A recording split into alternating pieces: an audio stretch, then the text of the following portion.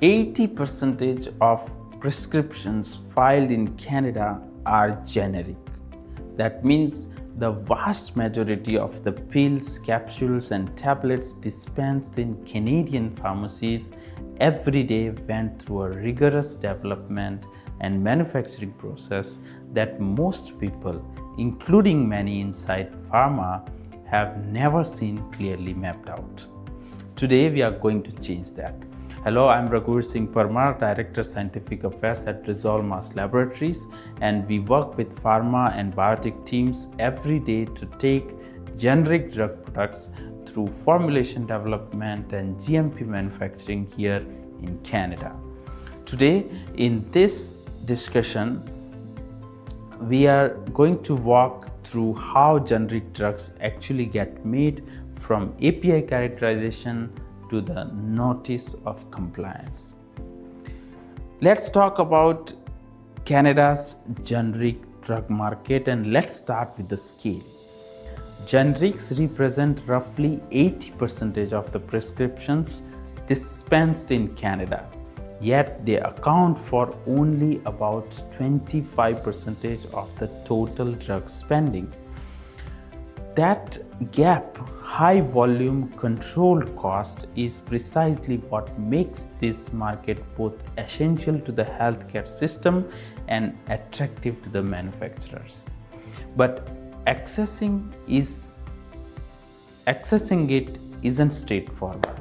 Health Canada's abbreviated new drug submission process demands the same scientific rigor as a full new drug submission, chemistry and manufacturing controls, comparative bioavailability data, and a complete regulatory package. The route is abbreviated in timeline, not in expectation.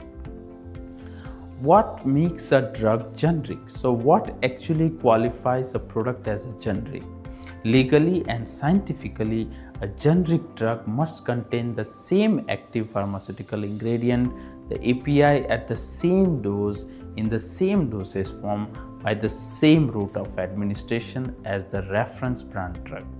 And it must be proven bioequivalent. That means the generic's pharmacokinetic profile, specifically its AUC and Cmax, must fall within 80 to 120% of the reference product in a controlled human study.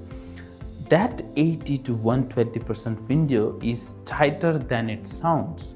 High volume products like metformin, atorvastatin, and enteric coated pantoprazole each carry their own formulation challenges beneath that simple sounding equivalent standard.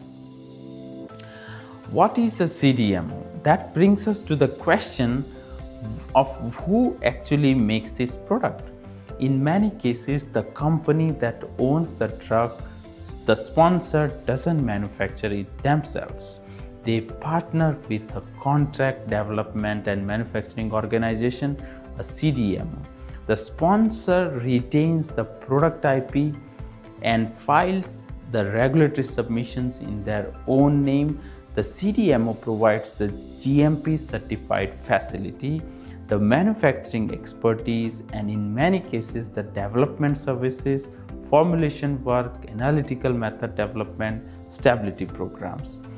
The relationship is governed by a quality agreement that defines who owns each responsibility, and that agreement is audited by Health Canada during any site inspection.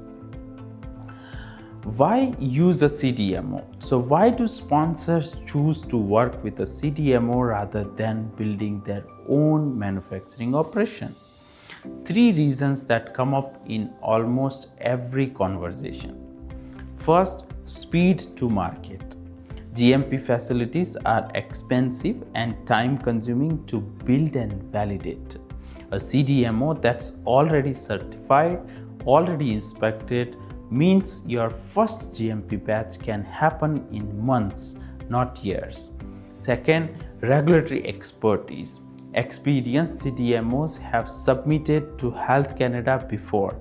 Their internal SOPs, their batch record structures, their deviation management processes already match what an inspector expects to see. That institutional knowledge is genuinely hard to build from scratch. And third, scalable capacity. You can move from lab scale feasibility to pilot batches to commercial manufacturing within one site without the capital risk of owning that infrastructure. Let's talk about Health Canada requirements. Before a single commercial batch ships, the manufacturing site must hold a drug establishment license, a DEL issued by Health Canada. That license confirms the site has been inspected and meets GMP requirements under Part C, Division 2 of Canada's Food and Drug Regulations. In practice, this means validated equipment, trained personnel, documented processes, and a robust quality management system aligned with ICH Q10. Beyond the DEL, the ANDS chemistry and manufacturing package must include full characterization of the API, a validated manufacturing process, and a stability program that supports the proposed shelf life. ICH Q8 and Q9 principles, pharmaceutical development and quality risk management are expected, they are not optional. Now let's look around some real world examples. What does this look like in practical world? For example, metformin extended release is a good example.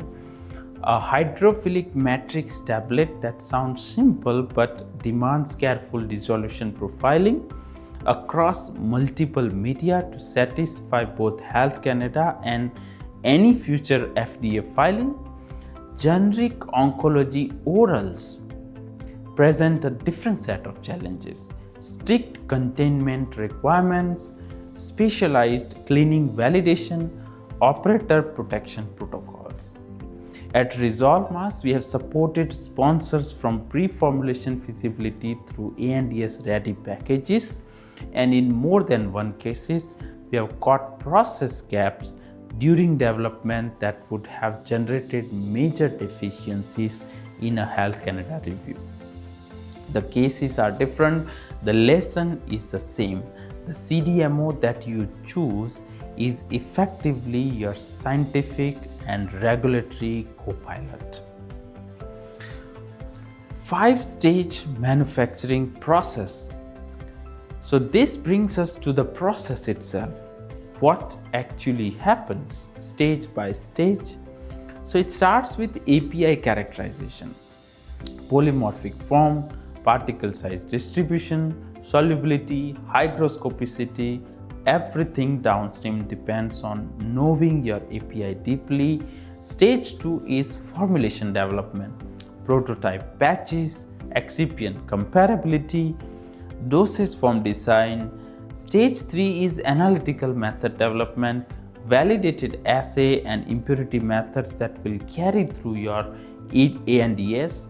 Stage 4 is GMP manufacturing, pilot and commercial scale batches under full GMP conditions, within in-process controls and batch records that become part of your submission package. And stage 5 is QC release testing and regulatory filing, and running in parallel with stages 4 and 5, your bioequivalence study, timing the BE study to be ready when your GMP batches are complete is one of the most common planning failures we see, and one of the most expensive as well.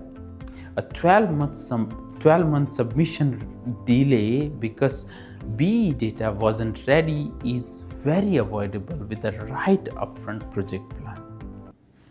So what should you walk away with this discussion today? A generic drug is not a copy, it's a rigorously characterized bioequivalent product that took real development science to build.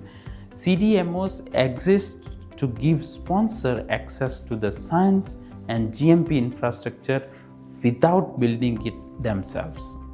Health Canada requires a drug establishment license before any manufacturing. There is no shortcut there, and the regulatory story for your ANDAs should be built from the very first formulation batch, not assembled at the end.